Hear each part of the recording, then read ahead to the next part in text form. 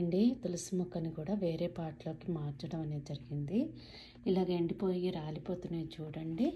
ఇండోర్లో ఉండే వాళ్ళకి ఇది ఒక పెద్ద సమస్య అండి. తులసి మొక్క సూర్యకాంతి తగలదు. చలికాలం వచ్చేసరికి మాకు ఇదొక ఇబ్బంది అనమాట అమెరికాలో.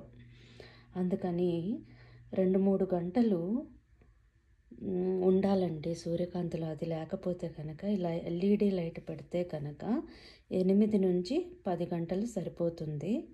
మొక్క నుండి ఎల్ఈడి లైటు 20 నుంచి 30 సెంటీమీటర్లు ఉండాలండి. 8 నుంచి 12 అంగుళాలు. అప్పుడు ఈ తులసి మొక్క జాగ్రత్తగా ఉంటుందండి. కొంచెం పెద్దది కూడా అయ్యింది. తులసి మొక్క మాకు మార్చి దాకా తప్పదు ఈ ఎల్ఈడి లైట్ అనేది. ఈ విధంగా ఎల్ఈడి లైట్ కొన్నాను.